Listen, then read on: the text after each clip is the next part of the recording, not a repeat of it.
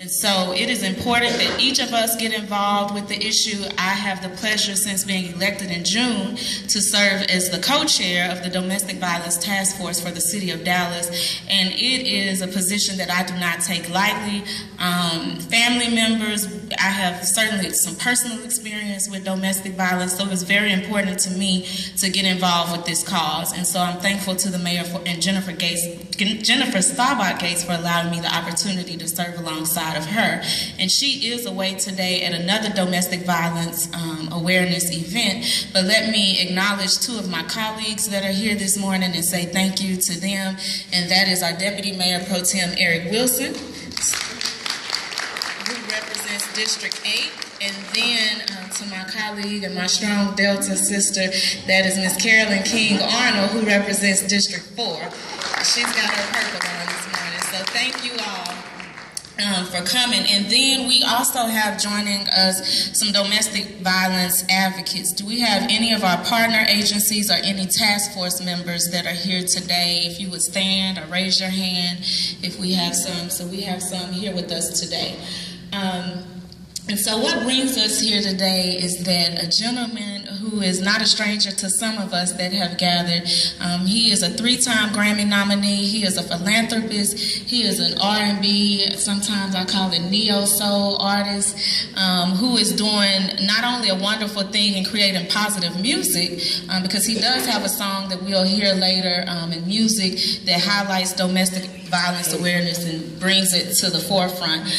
But he is also one that has created a foundation that is putting a highlight on domestic violence. So we'll hear from him a little bit later today. But let me first introduce someone who is not a stranger to those of us here in the city of Dallas. She has been on the forefront for a number of years as an advocate. She created a group, and I met her a couple of years ago, and I said, when I get to 1500 Marilla, I'm gonna make sure that everyone knows about Women Call Moses and the work that Deborah Nixon Bowles is doing. So, Deborah, would you come join us?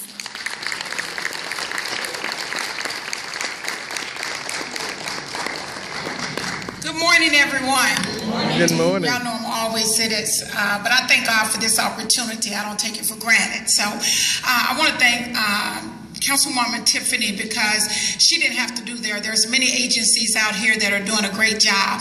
So I want her to know I really appreciate you and what you're doing, because working in those trenches in the southern sector, still trying to get a shelter for our southern sector, has shined the light on me, and I know God has really opened doors to work with Tiffinni so we can get those shelters and resources in the southern sector. You know, as a survivor, as an advocate, it is so important that we continue to bring awareness, not just for the month of October. Just before I got here, we had over 45 calls over the weekend where we had to turn ladies away because we did not have anywhere to place them. But thank God for Women Call Moses, because today we can't put them in a hotel somewhere until we can get other shelter. So it's important that everyone understand it's good to partner up with these agencies and give back. It takes more than just clothes. We need funding. So those that know how to write grants, know how to do things, let's get in the trenches and help these women that are facing hard times such as this. No woman should have to be living in fear. And we want to thank Raheem here, because a lot of time men don't want to talk about domestic violence, and domestic violence affect us all. And for him to come to our city, let's just give him another hand clap. We can do better than that. Let's give him a big one. Let's show some love here in Dallas. Raheem he's awesome. You know, we all should feel like a queen, not just, you know, saying that we're a queen. We should feel like a queen. So when Raheem leaves, we want to make sure that we show him a lot of love. We have a survivor here today, and anytime we have survivors, we want you to hear their voice and let them know that we're here to support them. Judge Cheryl William, everybody out there, thank you for a great job. Once again, Tiffinni, thank you for the love, the support, and we want to continue to show love in this city, all right? Thank everyone. God bless. And let me also acknowledge, I see our judge has joined us, Judge Lisa Green. Thank you so much for joining us as well. Then we also have our Dallas County Schools trustee, and that is C.W. Whitaker. Thank you for being here. And then let me also also give a shout out, Deborah just did it for me, to our judge from our community court in District 7. Thank you, and I saw some of the staff here as well, and they are just doing a wonderful job with some of our quality of life issues, and some of those issues do touch this subject, and so thank you all. And so now, one of the things that I want to make sure I highlight during my administration at City Hall is that we are always keeping a focus on our city employees who are out here doing the work, making sure that the city of Dallas ebbs and flows, and our grass and our mowing schedules on our vacant lots and our streets and our trash is picked up.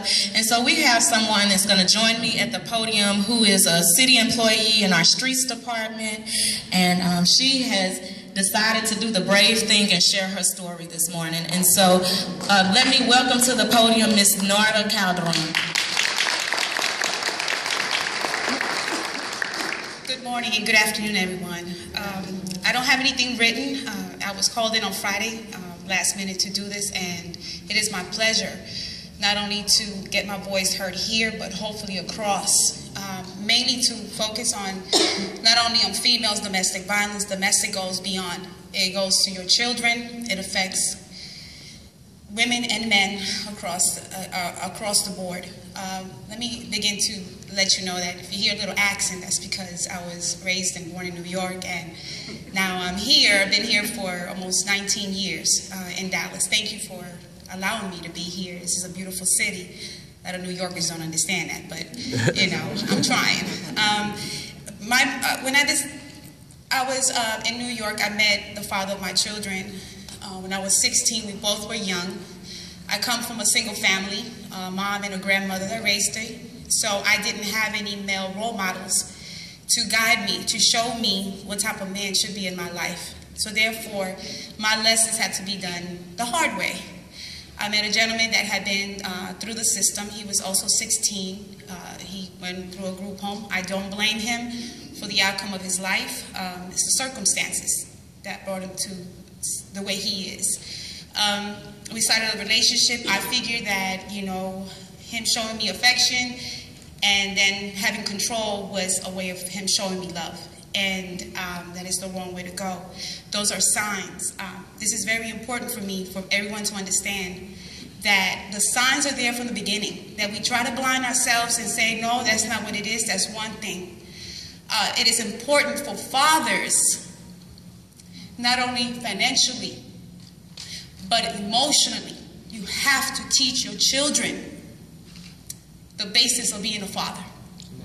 That way your daughters will grow up and know what to mimic and what they need. If you just think that you have to support your children with money and I don't have anything else to do with my kids, you are wrong. You have to teach them what they need and what they don't need and to walk away. Unfortunately for me, it wasn't like that. So as the years went through, we had a daughter right away. I had my daughter with him. Started with the control factor of I can't be with my family anymore. He moved me away. I lived in Queens. He moved me to the Bronx. He wanted me away from my friends. He didn't want me to have any type of connection with anyone, and just kept going that direction. And in that direction started with the physical abuse. That wasn't just the mental abuse anymore. Now he wanted the physical abuse because it was more control for him. Blindly, I figured that that's the way love was. Then beat downs and stuff like that. So I decided when I got pregnant with my second daughter, that's when I started kind of waking up a little bit about what life was about. And I decided my mom was already in Texas, in Dallas, and I decided, well, let me try to come out here and try to redo my life. Well, a few months later, he followed. I was homesick. I was missing him. Oh my God, I love him. He loves me. We got to be together. We're having a second baby together. Well, that was the wrong thing to do. He moved to Dallas. This was like oil and water for him. He's from Brooklyn, Best Side. I don't know if anybody been to New York, but you know, it's a little bit rougher than it is here. And he started taking that out on me. I was working in housing at that particular time as well. And when I decided, I got pregnant with my son. I had my son. By that time, I already had my son. And it started where I started feeling sadness all the time. I was crying. I was depressed. I have a couple of people here that are from housing. If y'all don't remember, I used to secluded, wouldn't talk to anybody. I couldn't do anything because if he came through here, it was a problem. When I initially started with the city, I started with revenue and taxation. Well, they nicknamed him the warden because he would come through and literally shut everybody down. Nobody wanted to talk when he came through. He was very dominating in that sense. So once I left revenue and taxation, I ended up in housing, and that's when I decided to take a leap of faith and said, I know that doors are closed for me right now because I don't allow myself to do better for me and my kids. So I took a leap, and it will be amazing how the doors just opened up for me in every direction. My mom, I didn't have to go through an organization. I did look at some, but my mom had my back.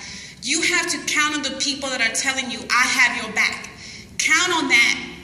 I'm really literally want the teenage girls right now that is going through starting a relationship where he's trying to control you. Leave that alone. It's not a matter of how much love. A person that loves you will not mistreat you. And that is the honest truth. Love is the way. And when love is the way, there is no violence. Okay? There isn't any. There is a mutual understanding. It's not about controlling me or I'm controlling you because I'm not an object.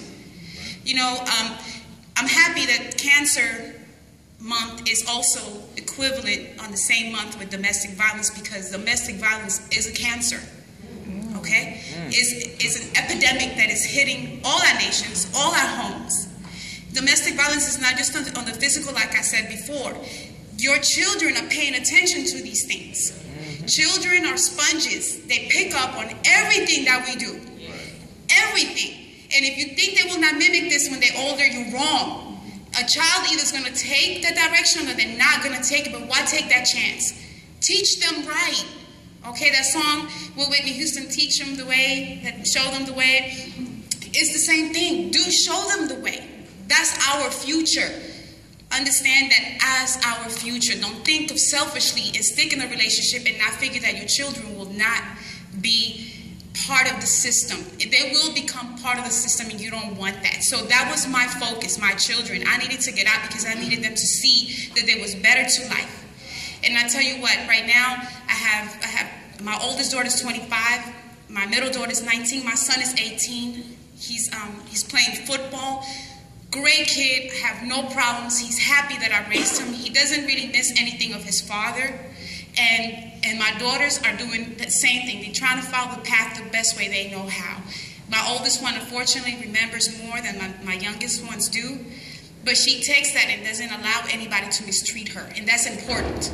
Now, I don't want to deal with that because I've seen what my mom went through. And my mom did good. I must have held 3 or 4 jobs to maintain my children, but they're okay today. I have grandbabies that are looking after me as well. Okay? So let me get back to my story. Once I got back to, I decided to leave him, the violence really escalated.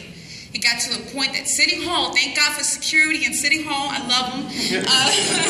They actually put an 8x10 picture out throughout the building to make sure he did not get into City Hall and try to kill me because he was trying to kill me. He would pop up. The last pop-up he did, I had moved out, and I turned on my living room light, and he was sitting in my living room. He got in through a window. So he threatened my life, and I told him, either way go in my life, either you take in my life or not, I have a freedom. So it's your choice right now what freedom you want for yourself. I know what freedom I wanted for me. So either way go. He left me. He finally moved out to another state. Really haven't heard from him for years, which is a blessing for me and my kids. I thank God for that. And I'm right here to tell you guys, I have gotten, my eye socket got broken, my nose got broken, my ribs got broken. I've been through it. Came to work, a lot of people didn't even know it. And you hold it because you don't want to say anything to anybody because you figure people are going to be critical about you. Don't worry about what people think about you. Make a move for yourself. This is about you. It's not about anything else. And to better your children. So that is my story, and thank you so much for listening. I am the City of Dallas employee, very proud of that, and I'm here to represent, and whoever, it doesn't matter if it was the City of Dallas or not, you feel it, get out. Get out of the situation. You have organizations that are willing to help you out and get you where you need to go. Trust it. Take that leap of faith in your life. It's important, not for just you, but remember you have children that are looking at you. and you are their representation. Represent them correctly so they could make better choices in their life. Thank you.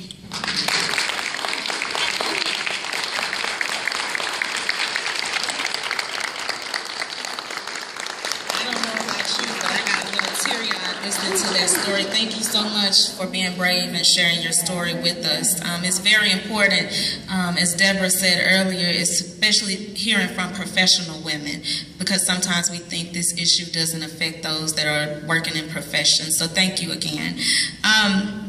And then let me say that there are a lot of women in this audience.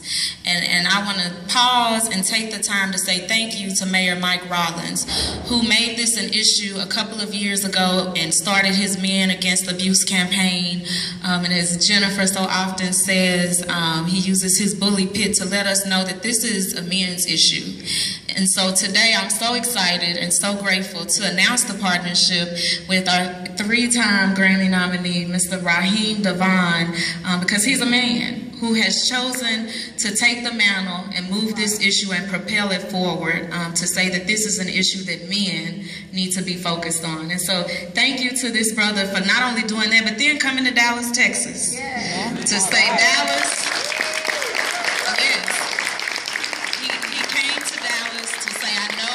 That you all are concerned with this issue, and I want to partner with you all and treat some special women in the city of Dallas to a day of pampering, some lunch. And so he's going to talk a little bit about exactly, everybody's been hitting me up on Facebook and on social media asking me, what is this Queen for a Day?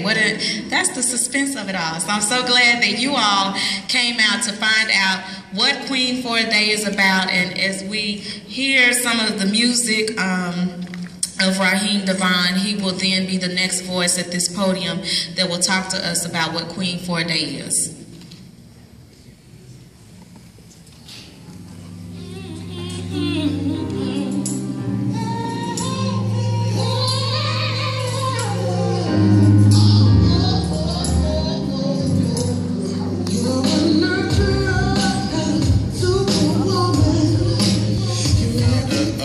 Foundation. It's something I do at all the shows and all the engagements. We go out to high schools, we go out and do different events and what have you. I like to just open it up how we do when we do our events. When I say love, you say life. Love. Life. Love. Life. I'd like to welcome you today. Thank you for having me and in your city and in your state here in Dallas, Texas. It's an honor to be here. Far too often, I feel like as artists, we can become. We're very spoiled. Like, man in my position, having the success that I have, people tend to cater to your lifestyle and don't always tell you when you're wrong or when you're doing things that are negative, or just tend to cater to your ego and give you everything. And just telling you how the Love Life Foundation came about, it can leave you very empty, and realizing that, you seem like you have everything, and you realize later on in life that the most valuable thing is time, first of all, the time you have here on the planet, in the universe, and then also being of service to others, and that's something that's become very rewarding for me, not only, in the community where I'm from. I represent Washington, D.C., in the DMV area, as we call it, but, nationally and now globally. So I put the Love Life Foundation together about 2 years ago as a component to give back, do community outreach for a lot of the social issues that I feel like affected us in the Black community, but also just affect us as people and for the better being of humanity. And we're off to a great run. I must say, the education component, where we've done scholarships for students in my area, in the DMV area. We just launched a textbook scholarship fund, which allows us to be able to supply college students with textbooks and supplies for the entire first year of college. As we know, tuition is costly, but so are the supplies and the books and what have you. So that's one component of what we're doing. Another component is health and wellness and working with the homeless community, and those that are less fortunate than us, that just need that extra help. And something that's grown very dear to my heart is the fight against domestic violence towards women in particular. So it's an honor to be here today. I want to thank the Councilwoman, Tiffinni Young, for having me here. I would like to also thank Deborah Nixon Bowles. Give her a round of applause. Thank you so much, representing Women Called Moses. And it's no secret that you know, domestic violence is something that's running rampant, you know, in many communities. So far, on behalf of my foundation, we've been to 5 states, and hoping that we're going to, the goal is to knock out all 50 before we take this thing global. So far, we've been in Nashville, Tennessee, Memphis, Tennessee, Baltimore, Maryland, Montgomery County, Maryland. We plan to do an event in D.C. We plan to do an event in Virginia. We've been to Atlanta, Georgia. We've been to just 2 nights ago, I believe it was ago. We were in Harlem, New York. New Orleans during the Essence Music Festival, you know. And basically, you know, as artists, you know, I feel like as an artist, you know, our fans give us so much. You know, the money you spend on my CDs and the money you spend for a concert ticket. You know, I'm doing a show here in a couple of days here in Dallas, Texas, and the least that I could do is give something instead of take. You know, we always take it. And never thinking about the next person, you know what I mean? So this is my gift, you know, back to, you know, my fan base, which is predominantly women from all shapes and sizes and colors and faiths and religions. I wasn't raised in a household, you know, where I had to witness domestic violence, but it's something that I've always seen, like, vicariously, either through a friend of the family or, you know, nowadays World Star, Facebook, or Twitter, or Instagram, which is a very big component of my movement. I'm one of the artists that you consider like a grassroots, R&B, soul, neo-soul, whatever you want to call it, but I don't depend on radio or television per se to build my brand. So most of the work I do and promotion that I do or communication I do is with my fans, you know, through Twitter, Instagram, what have you. We have components like World Star Hip Hop, where on a daily, like, I see young men disrespecting women, or I see young teenage girls fighting for their respect, you know, and being manhandled by young men, or what have you. So I'm taking it upon myself, you know, flat out, like, I'm not looking for anybody to come save my people. Like, you know, I'm not looking for anybody. We have to be co-productive, you know, as men, as women. I want to encourage more men to join the movement. I know there's a lot of men that feel the same way I do.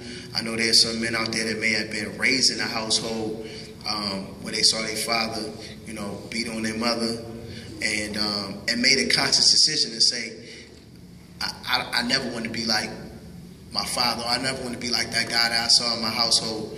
And there's some men who saw that and went down that route. So I'm not here to bash men on behalf of men, but I want to say that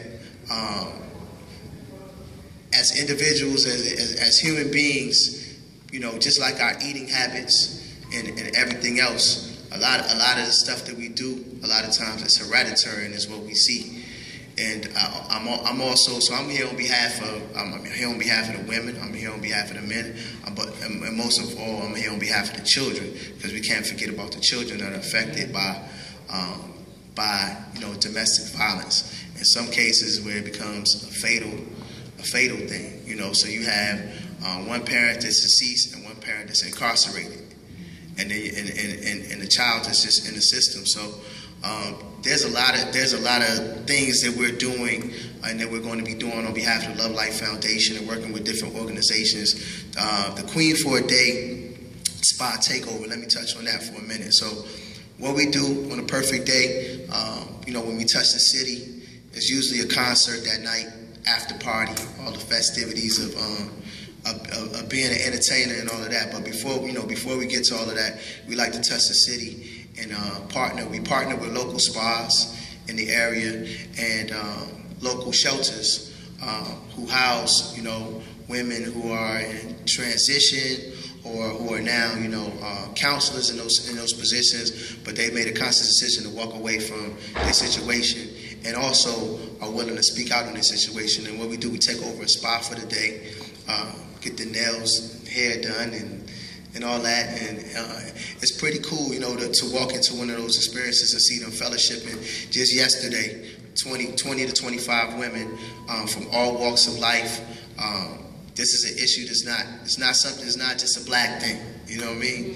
So it's very, some of these cities and towns that we hit is very diverse. Women from all walks of life, with one thing in common, the courage to walk away.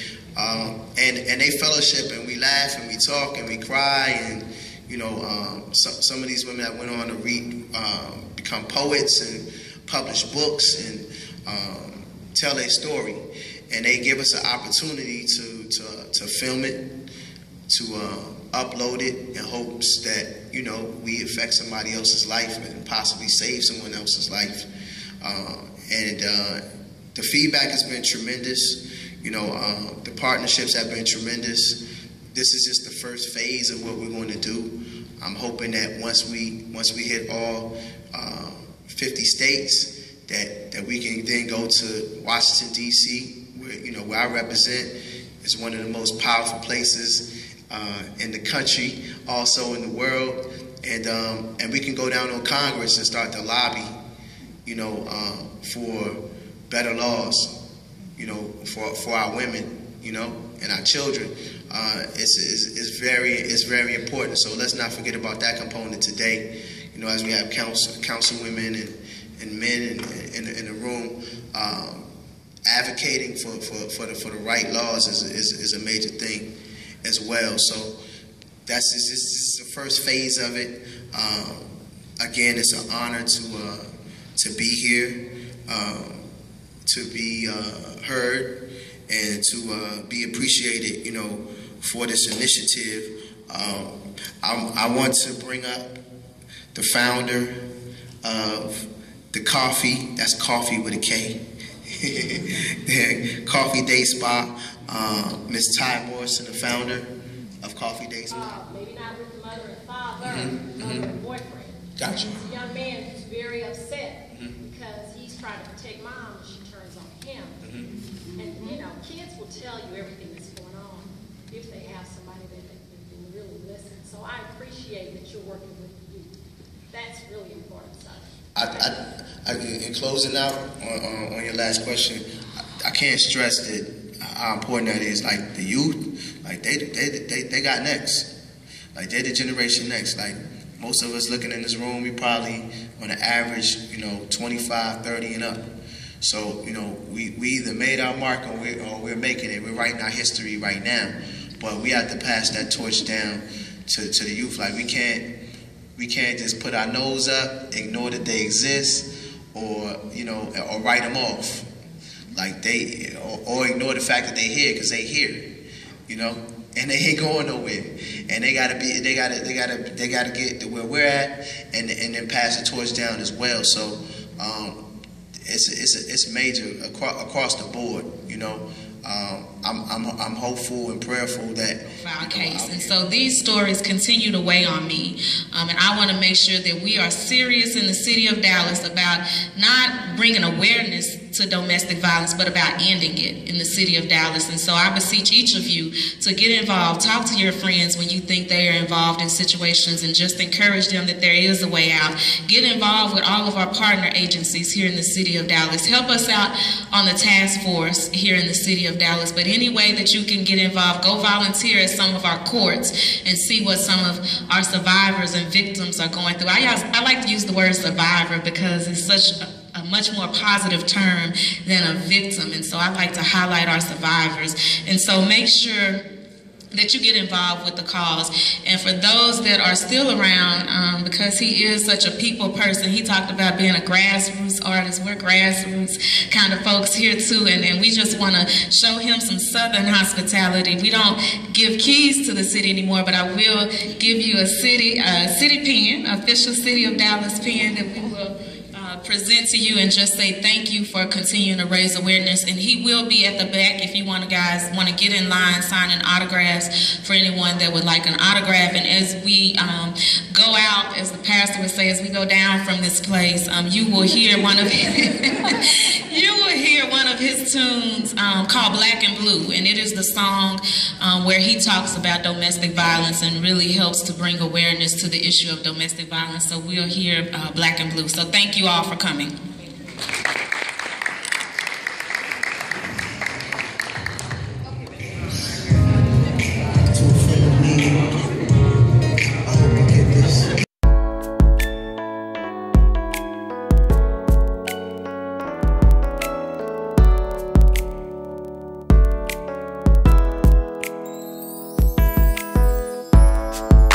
You never knew the reason why, but today you're gonna try and look at the world in all its glory. And when you wipe the tears away, they come back anyway. Just another chapter in a sad, sad story. Close your eyes, make a wish. If you go, you will be missed, but your light still lingers on, so just be strong. One love,